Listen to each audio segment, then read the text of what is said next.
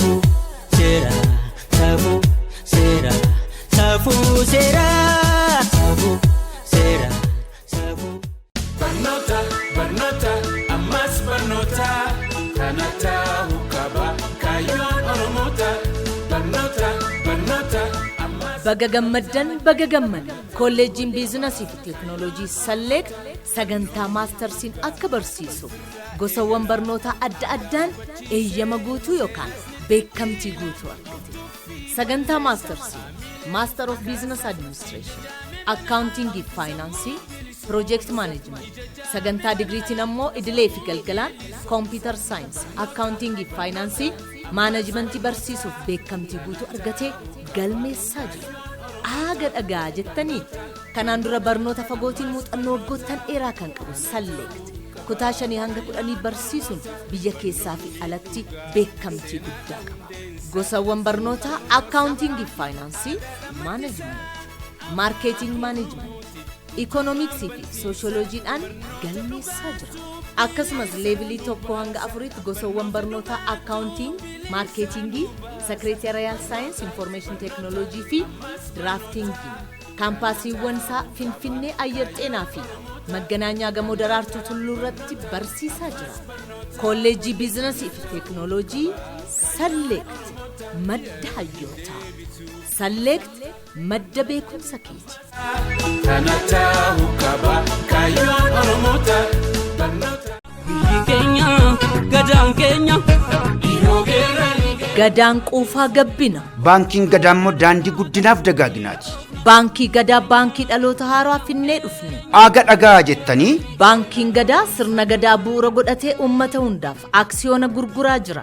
Ammuma. Har'uma. Aksiyoona bitadhaa hundeessaa baankii seena qabeessa kanaa ta'a. Baankii gadaa. Dhuunfaan waldaa fi dhaabbataan bitachuu dandeessu. Aksiyoonni xiqqaan 20. Qarshiidhaan immoo 20,000. Aksiyoonni guddaan immoo 100,000. Qarshiidhaan miliyoona 100. Aksiyoona mallattaa'e keessaa 1/4 kaffaluun hundeessaa ta'a. Baankii gadaa. Baankii dhaloota haaraa. Aksiyoona baankii hojii gamtaa Oromiyaa, baankii intarnaashinaallii Oromiyaa, baankii Awaashii fi baankii daldalaa Itoophiyaa dameelee hundatti argattu. Baankii gadaa. Aksiyoona baankii gadaa bitachuun gadaa ijaaruu, beeksisuu fi labsuudha. Baankii gadaa baankii dhaloota haaraa. Teessoon keenya waajjirri muummee Finfinnee Boolee Madaaniyaalam Gamoo Oromiyaa darbii 2ffaa. Bilbilli immoo 0944 3352 72 yookiin 011 854 77 25. Baankii gadaa. Baankii dhaloota haaraa. Gadaa.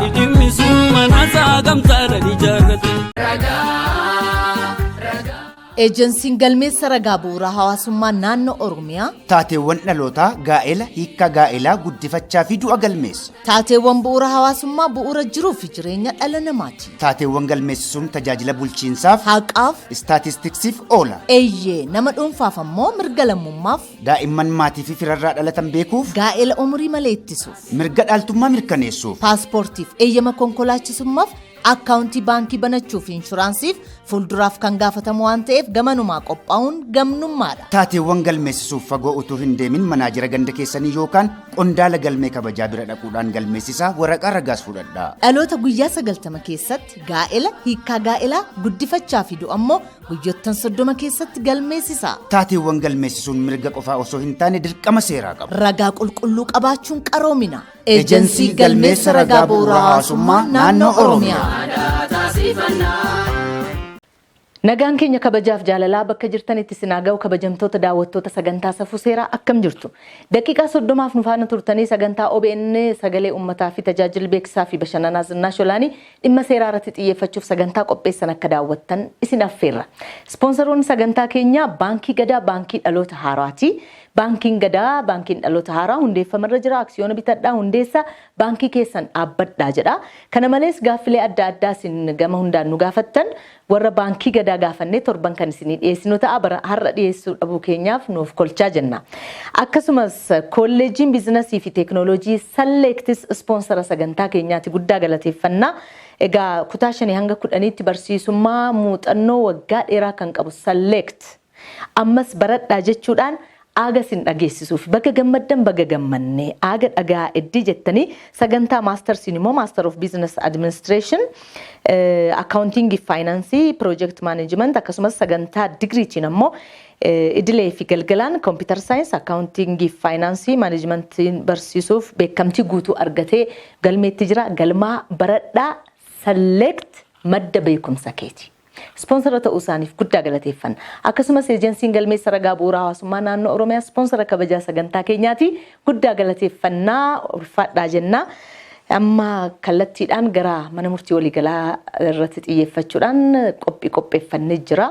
Olaantummaa seeraa irratti akkamittiin bara 2012 hawaasa tajaajiluuf qophooftan jennee obbo Gonfaa Atoomaa wajjin turtii taasisnee akkasinis daawwattan kabajaan isin affeerra. Ulfaana tura. Kabajamtoota daawwattoota sagantaa safuu seeraa OBN sagalee uummataa fi tajaajila beeksisaa fi bashannanaa zinaash olaanii waliin ta'uudhaan sagantaa qopheessan kan safuu seeraa daqiiqaa 30 nufaana turtanii akka daawwattan kabajaan isin affeerra. Oromiyaa magaalaa Finfinnee naannoo caffee araaraatti argamna. Naannoo caffee araaraa kan dhufneef immoo mana murtii waliigalaa Oromiyaati. Mana murtii waliigalaa Oromiyaa kan dhufneef immoo mee bara 2012tti komiiwwan isin kaastanis ni jira tokko waan ta'eef akkamittiin hojjechuuf akkamittiin keessummeessuuf haqaan qulqullinaan akkamittiin tajaajila sidii kennuuf qophaa'e manni murtii kun kan jedhu gaafachuu gara kana dhufne. Kanaafuu obbo Gonfaa Atoomaa Daayirektara dhimma koominikeeshinii mana murtii waliigalaa Oromiyaa wajjin daqiiqaa muraasaaf turra isinis nufaan akka turtan kabajaan isin affeerra. Bogo akkuma nama daawwattoota tokkotti mee akkamittiin itti quufiinsa uummataa kana kabajanii tajaajila keessan fooyyessanii kennuudhaaf karoorfattan bara 2012tti. Duraan dursee sagantaa kanarratti naaf affeeruu keessaniif guddaa galatoomaa jechuun barbaada. Itti aansuudhaan manni murtii waliigalaa bara 2011 calqabarraa eegalee hojii riifoormii jajjabaa gaggeessaa jira. Hojii riifoormii jajjabaan akka manneen murtii naannichaatti gaggeeffamaa turan kunis galmi isaanii manneen murtii gartuu malees bilisummaa isaanii eeggatanii jaarmiyaalee ciccimaa ta'uudhaan uummata tajaajilanii fi tajaajila kennan kanaanis amantaa uummataa gonfatanii yeroo kamiifuu haala kamuu keessatti uummata keenyaaf wabii ta'an ijaaruu akka galmaatti qabannee kan kaanedha. Sanaanis wal qabatee sana akkamitti hojiirra oolchuu dandeenya galma yeroo dheeraa qabanne kana akkamitti bira ga'uu dandeenya sana keessatti immoo waggaa waggaadhaan maal hojjechuutu nurra jira kan jedhu sirriitti kan agarsiisan hojiiwwan riifoormii gurguddaan gaggeeffamaa turaniiru. Hojiiwwan riifoormii gurguddaan kun tokkoon seeronni keessoo keenya akka waliigalaatti gurmaa'insi jiru rakkoo akka qabu caaseffamni jiru rakkoo akka qabu hallumti aangoo abbaa seerummaa manneen murtii naannichaa itti qoqqoodamee jirullee rakkoo akka qabu qorannoodhaan sirriitti adda baasnetti seerota keessoo fooyyessuudhaan calqabne. Seerota fooyyessuun kun keessumattuu labsii aangoo fi gahee hojii manneen murtii naannichaa tumu hojiirra ture. Labsii sana fooyyessuudhaan calqabne. Labsii sana kana dura bara 2002 keessa labsii bahee ture tokko labsii lakkoofsa 141 muraa 2002 jedhamuun aangoo manneen murtii tumamee kan jiru. Achi keessatti wantoota baay'ee gaafa laallu aangoon gubbaadhuma irratti tuulame akka jiru kan hubatame keessumattuu yoo laalle sadarkaa uummanni bal'aan irra jiru gandarraa aanarraa naannoo aanaa kanatti immoo aangoo manneen murtii aanaaletti kennamee jiru labsii sanaan baay'ee xiqqaadha. Qabeenya socho'uu irratti hanga qarshii 30,000 fi qabeenya socho'uu irratti hanga qarshii 50,000 qofa laalu ture. Ammatti immoo qarshiin 30,000 kun qabeenyi qarshii 50,000 30,000 kun hanga mijennee gaafa laallu lamarra jiruun xiqqaadha. Kanaaf namni waanuma xixiqqoodha jedhetti gara mana murtii olaanaatti akka deddeebi'u ta'aa ture. Isa sana furuudhaaf aangoo manneen murtii aanaa labsii sana fooyyessinee labsii 216 muraa 2011 wixineessinee caffeetti ergine booda caffeenis irratti mari'ate labsii sana raggaasisee jira. Labsii ragga'e kana keessatti aangoon manneen murtii aanaa qabeenya socho'uu irratti hanga qarshii miliyoona 1 qabeenyaan socho'uun hanga qarshii miliyoona 3 ga'u akka laaluu danda'u sana ol kan jiru aangoo mana murtii olaanaa akka ta'uu fi manni murtii waliigalaa dhimma waliiyyannoon akka ilaalu yookaan tuman.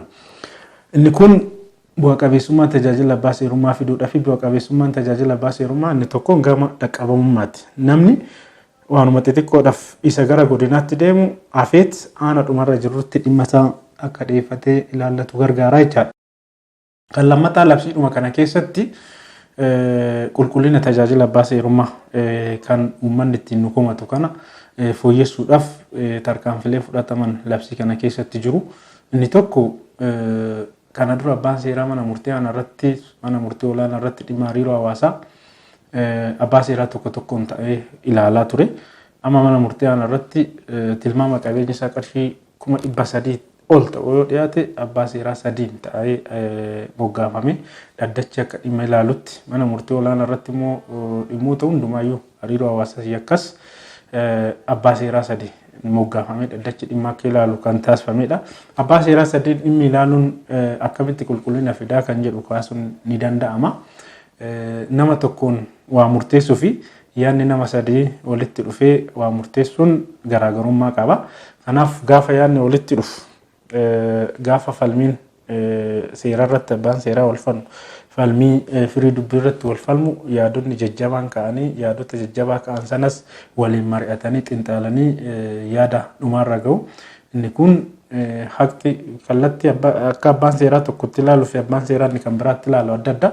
Yaadonni kun gaafa walitti dhufan haqa abbaan dhimmaa sana barbaadanii argachuudhaaf karaa banaa waan ta'eef inni kun karaa qulqullinni itti dhufu keessaa tokko jenneeti kan ilaalle. Kan lammataa sirna waliyyannootti wal qabata kanuma keessatti kana dura manni murtii aanaa murtii tokko kennee mana murtii olaanaa irratti murtiin sun yoo cime waliyyanni kallattiidhaan gara jibbaataa deema ture. Amma fooyya'insa labsii sana keessatti taasisneen manni murtii aanaa murteessee manni murtii olaanaa yoo cimse kallattiidhaan gara jibbaataa deemuun hafee gara mana murtii waliigalaa dhaddacha idileetti dhimmichi dhufeet sirna waliyyannoo yeroo lama eeyyamame jechaadha. Achittis kan ittiin quufne yoo ta'e gara jibbaataa mana murtii waliigalaa naannichaatti dhufa jechaadha. Kun dabalamuunsaas dhimmoonni qulqullaa iddoo tokkotti wanti deebi'uu jiraate inni itti aanee jiru manni murtii sadarkaa itti aanetti jiru akka sirreessaa deemu karaa kan banu waan ta'eef qulqullina mirkaneessuu keessatti gahee mataasaa kan qabu gooneetti nutti kan ilaalle. Kanumaan wal qabatees murtiin dhaddachi jibbaataa mana murtii waliigalaa Oromiyaa kennu amala dirqisiisummaa manneen murtii sadarkaan jiran irratti akka qabaatu taasifamee jira. Kun jechuun maal jechuudha? Dhimmoota manni murtii waliigala Oromiyaa dhaddachi jibbaataa murteesse hiikoon seeraa inni kennu yoo jiraate dhimma sanarratti fi dhimma wal fakkaataa sanaaf wal fakkaatu manneen murtii kamittuu Oromiyaa keessatti yoo dhiyaate akkaataa hiikoo seeraa kenname sanaan hordofanii murteessuuf dirqama qabu jechaadha. Manneen murtii sadarkaan jiran kunis qulqullina fiduu keessatti hiikoo mataasaa danda'e qaba. Dabalataanis qulqullinuma inshuur gochuudhaan wal qabatee naannoo dhaddacha yakkaatti abukaattoo ittisaatiin waan wal qabatu namni mana murtiitti dhiyaatee gaafa falmu equal footing irra jiraachuutu irra jira. Haqni mirkanaa'uudhaaf akkasuma qulqullinni tajaajila kennamu sun mirkanaa'uudhaaf. Equal footing gaafa jennu maal jechuudha? Warri wal falmu bitaa fi mirgi dandeettii wal fakkaataa irra jiraachuutu irra jiraadha. Fakkeenyaaf dhimma yakkaatiin wal qabatee kan himatu abbaa alangaati mootummaa bakka bu'e beekumsa seeraa qaba. Riisorsiidhaan deeggarameet falma. Inni isa faana falmu immoo dandeettii sana qabaachuu dhiisuu danda'a. Gama beekumsaatiin nama seera barate ta'uu dhiisuu danda'a. Hubannoo seeras qabaachuu dhiisuu danda'a. Garuu abukaattoo bitatees isa faana falmuudhaaf abbaa alangaa wajjin humna hin qabu yoo ta'e maallaqa hin qabu ta'e equal footing irra jiru jechuu hin dandeenyu. So gaaffii sana fiil gochuudhaaf labsii sana keessatti heera mootummaarras jira. Garuu waan heera mootummaarra jiru sana sirriitti balballoomsine mirga karaa sirriitti akka bal'isuuf haalli itti labsii sana keessa keenya jira. Heera mootummaarratti waggaa 5 fi sana ol kan adabsiisu yoo jiraate adabbiin yakkaa himannaa yakkaa mootummaan nama sanaaf abukaattoo dhaabuu danda'a jedha bilisaan. Garuu nuti waggaa 5 iyyuu gadi kan adabsiisu ta'e garuu haqni ni daba jedhee dhaddachi yoo ta'amane bilisaan abukaattoo akka dhaabuu fi danda'u wanti achi keessa kaa'amee jira. So akka caasaa keenyatti maal goone caaseffama mana murtiirra deebinee haaraa hojjenneen waajjira tokko hundeessineet waajjira deeggarsaa fi hubannoo seeraa jedhama. Hojii qaamolee kana kan ofiisaati abukaattonni itti isaa hojjetaniin dabalatatti hojii qaamolee kanaa walitti qindeessee koordineet godhe hojiin kun haala bu'aa qabeessa ta'een akka hojjetamuuf hawaasa bal'aa bira akka godhamu taasifamee jira. Qaamuma riifoormii gaggeessaa jirruuti jechaadha. So isaan kun gaafa walitti dabalamanii ilaalaman akka waliigalaatti tajaajilli hawaasaaf kenninu koomirraa bilisa akka ta'u hanga danda'ametti hawaasnis tajaajila nuti kenninuun itti quufinsa akka horatuu fi gammadee hojii misoomaa isaa irratti akka xiyyeeffatu kan gargaaru waan ta'eef hojii bal'aa hojjechaa turre. Karoorri dabalataanis sirna karooraa fi sirna hooggansaa bu'aa irratti xiyyeeffate jedhamu tokko bara darbeerraa eegalee yeroo jalqabaatiif jechuun dandeenya akkuma manneen murtii biyya kanaatti hojiirra oolchinee jira. Sirni karooraa kun karoora bu'aa irratti xiyyeeffate bu'aa sadarkaa adda addaatti dhufu kan ittiin madaalaa deemtuu fi isa fiduudhaaf kan karoorfattudha. Fakkeenyaaf hojiin hojjedheeraa jechuudhaaf maaliin agarsiistuun bu'aa maal argamsiiste hojii sana hojjechuudhaaf kana iddoo kana ga'uuf yookaan manneen murtii gartuu maleessa fi ciccimoo ta'an fi amantaa uummataa horachuu danda'an ijaarra gaafa jennu inni kun bu'aa waliigalaa dhuma karoora sanaatti eegamudha. Isa bira ga'uudhaaf garuu yeroo waggaadhaan maalan hojjedha kan jedhu waggaa kana hojiilee gurguddoo kanan hojjedha. Hojiileen gurguddaan an hojjedhu kun bu'aa kana fidu. Bu'aan kun immoo agarsiistuu kanaan safarama kan jedhu tokkoon hojii bu'aadhaan safarame galma bira qaqqabuuf yaadame sana bira ga'uudhaaf kan nama dandeessisudha. Galmi gurguddoon qabannee jirrus qulqullina itti fufiinsa mirkaneessuu dhaqqaa'ummaa itti fufiinsa mirkaneessuu darbees beellama osoo hin dhedheeressin yeroo gabaabaa keessatti tajaajila abbaa seerummaa uummanni nurraa barbaadu kennu isaan kanarratti rilaay godhee hojiilee hojjetamaa jirudha. Galatamaa obbo Gonfaa akkasiin hojjechaa jirra jechaa jirtu kanaan duras hin dubbatama waajjira keessatti yeroo hooggantoota gaafannu himu isin garuu haalatti hawaasni itti quufinsa qaba jettan yookaan immoo hir'inni jira jettan komiin jira jettan hir'ateeraati iddoo kanattu kun guute jettanii fi sagalee uummataa itti fayyadamu tooftaa isin ittiin beektan jira miidiyaadhaa kanaaf jechuudha. Fakkeenyaaf kan komiin fidaa kanatu komatamaa jiraati maal jettu kan jedhamuun ala ofii keessan haalatti quufinsa hawaasaa ittiin walitti qabdan jira akka tasaa tarii mana murtii aanaa dhattanii godina dhattanii haalli isin ittiin tajaajila hawaasaa kana ittiin xiinxaltan jira. Jira. Bara darbe karaalee lamaan xiinxalaa turre. Inni tokko hooggansi olaanaa mana murtichaa koree bulchiinsaa irraa koreen adda addaa ijaarame godinaalee Oromiyaa almost parsantaa 90 ta'an deemamee sakatta'insa hojii taasifameera. Regularly akkasitti schedule ta'ee osoo hin taane akka tasa baane koreen anumtii fi kabajamoon pirezidaantiin keessa jirru godinaalee Harargee lamaan Shawaa Bahaa godina adda Adaamaa godina Arsii yeroo adda addaa daawwannee jirra. Koreen biraas gara lixaatti kaan gara giddu galeessaa akkasumas gara kibba Oromiyaatti sosocho'anii hawaasa bal'aa asoosisanii bakka jiranitti abbaa dhimmaa asoosisanii kanarra darbees akkamitti tajaajilamaa jirtu jedhanii uummata gaafatame isinuu akkamitti tajaajilaa jirtu jedhamee abbootii seeraa mariisifamee bakka baay'eetti akkaataa sanaan sakatta'insa gaggeessineen bakka deemnee gaafannu hundattuyyuu uummanni akka gammadaa ta'e nutti himaa ture. Iddoon koomiin qaba jedhu iddoo kanatti jedhee warri nuu kaasee jira isaa hooggansa achi jiru wajjiniin mammari'annee kallattii sirreeffamaa kennaa turre. Inni tokko kana. Kan lammataa koree jabaan ijaaramee manneen murtii keessatti yeroo calqabaatiif jechuun hin danda'ama. Tajaajiluma nuti kennaa jirru irratti uummanni maal nuun jedha.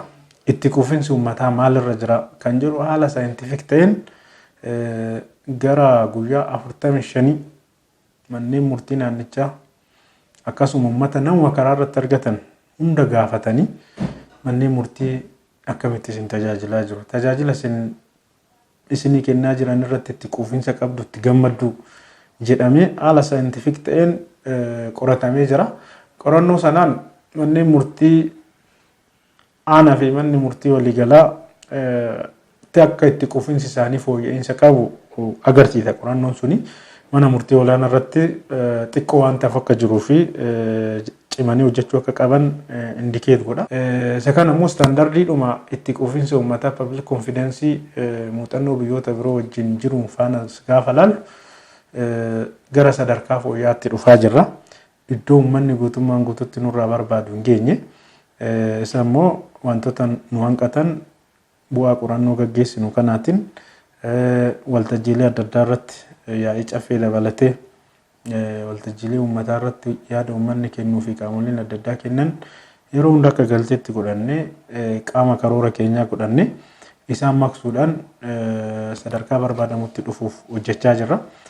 Kanaan dabalatatti kallattii adda addaatiin gadi bahuudhaan dabalatattis gabaasa manneen murtii olaanaa kurmaanaan gamaggamaa turre.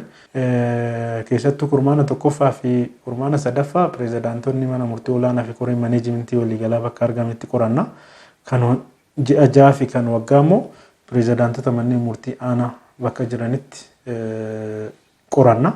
Qorannaa keenya kanaanis sadarkaa isaan irra jiran sirriitti adda baasne warra sirriitti performi godhan hunda sadarkaatti badhaasneetu ture bara darbe. Galatooma. Gaaffii gosa dhumaati. Kan isin amma natti himtan kun caasaa keessanii wajjin kan isin walii galtanii hojjettanidha. Gama isaaniirraa ka'uudhaan kan isin badhaastanidha. Kan isin gadi buutanii ilaaltanidha. Hawaasni ofii isaatiin komii dhiyeeffachuu barbaade sararri amma asitti diriiree jira. Kallattii adda addaatiin ilaaluun hin danda'amu. Tokkoon sirnumti komiin itti dhiyeeffatamu mana murtii keenya keessatti bal'atee jira baay'ee. Fakkeenyaaf dhimma naamusa abbaa seeraa namni komatoo jiraate abbaan seeraa kun naamusa hin taane agarsiisee haqa dabsuuf deemaa jira yoo ta'e inspeekshiniin taa'ee jira inspeekshiniitti iyyata. Haala keessummeessa isaatiin wal qabatee keessumattuu beellama dheeressuu maal waan jedhamuun wal qabatee Daarektoreetii guddaa jira mana murtii waliigalaa keessa daarektoreetii kenniinsa tajaajila abbaa seerummaa jedhamee jechaadha as nu bira. Sadarkaa mana murtii olaanaas jira. Manneen murtii aanaatti immoo pirezidaantiin jira. Pirezidaantii taanee gaggeessitoonni dhimmaa jiru. Mana murtii sadarkaa taanee jirutti mana murtii olaanaatti jechuu danda'a. Mana murtii olaanaatti furmaata kan hin arganne yoo ta'e immoo nu biratti caasaaleen jedhu kun jiru. Caasaalee amma jedhu daarektoreetii sana jalatti komiidhuma uummataa dhaga'uudhaaf namni taa'ee jira baay'ee akka caasatti ramadamee hojii isaa guyyaadhaan bilbila godinaalee Oromiyaa irraa bilbilaman nama qaamaan dhufee waatti himatu taa'ee namni keessummeessaa oolu hojii kana ramadamee jira. Dabalataan waajjirri pirezidaantii jira. Waajjirri pirezidaantii itti gaafatamaa qaba. Pirezidaantii fi ittaanaa pirezidaantiitiin alatti ofii isaa immoo caasaa adda addaachuuf jalaa qaba. Caasaa qabu keessaa inni tokko waan nama ajaa'ibu caasaadhuma komii dhaga'u. Komiin dhaga'amu sun bulchiinsa kan ilaallatoo ta'e achumatti wanti furmaata kennuu danda'an furmaata kennu. Yoo furmaata kennu kan wannicha irratti furmaata kennuun pirezidaantii yookaan ittaanaa pirezidaantii barbaachisa ta'e garasteetti haalli itti qajeelfamutu jira. Dabalataanis akkuma waliigalaatti kenniinsa tajaajilaa manneen murtii irratti bulchiinsa manneen murtii irratti waan akka matinaa kaastuu pirezidaantiin sadarkaadhaan jiru rispondi gochuu dhabe wantoota kana hunda dhaggeeffatee kallattii kaa'uudhaaf waajjirri taa'ee jira. Dabalataan sararoota teekinooloojii kanaan wal qabatee fuulli feesbuukii keenya fuuleroota gara 29 ol argatee jira waggaa tokko keessatti. Karaa feesbuukii sanaatiin nu barreessuu inboksii godhuu jalatti koomentii godhanii wantuma nuti barreessinu ergaa wayii dabarsuudhaaf barreessinu jalatti illee galanii koonsarnii isaanii nu ibsu godina kanatti immoo rakkoo akkasiitu jira jedhanii karaa keessaa nu beeksisu. Isa yeroodhaan nutu administeer godha daarektoreetii koominikeeshinii yaada uummataa kana yeroodhaan xinxaallee walitti qabne wantoota respoonsii hooggansaa barbaachisaniif gara isaaniitti qindeessinee yeroon itti dabarsinu jira. Kanaan gamatti bilbilli keenya kan daarektoreetii koominikeeshinii fuula feesbuukii sanarra jira. Namoonni achirraa fuudhee nutti bilbilaa baay'ee guyyaadhaan nutti bilbilaa oolu. Wanna komii ilaallatoo ta'e qaamota komii dhaga'an kanatti rifar goona yookaan bilbila isaanii kenninaa fi yookaan yaadannoo qabannee isaan qabsiisna. Kanaan dabalatattis kan bulchiinsa waajjira gumii jira, kan warra inspeekshinii jira, kan waajjira pirezidaantii kun jira. Hunduu ajandaa keenyarra jira. Achirraa argatee uummanni koominitii eeguudha. Maloota teekinooloojii qunnamtii kanaanis namni yaada kennachuu barbaadu karaa hundaanuu nu kennuu danda'a wanta jedhu kaasuun barbaada. Galatoomaa gaaffii koo xumureera kan amma kan namatti hin dhufee jechuudha. Obbo Gonfaan garuu wanti hafeera hawaasa ergaa akkasiin qaba. Tarii nu bira qofaa miti akka itti mannaa dhiyeeffatu, akka itti olii jedhu. Wantoota adda addaa isa bira hanqinni jiraachuu danda'a uummata bira. Beekumsarraa hanqina beekumsarraa kan ka'e jechuudha. Kanaafuu mee isa kanarratti dhaamsa qabdan. Akkuma waliigalaatti uummanni akka ittiin ulaalu sirrachuu waan qabu natti fakkaata. Nuti iddoo kaleessaan jirru. Iddoo kaleessaan jirru gaafa jennu manni murtii maallaqaan hojjetaa, manni murtii waa kiisii kaa'an malee hojiin hojjetu wanna jedhu perceptionii ilaalcha uummataa generationiidha generationiitti dhalootatti darbaa dhufetu jira. Isa jijjiiruuf hojjechaa jirra nuti. Isa jijjiiruuf gaafa hojjechaa jirru kana jijjiiramni bal'aan jira. Inni keessa jiru hin hubata hin arga. Jijjiirama bal'aa kana hawaasni bal'aan hubachaa jira laata.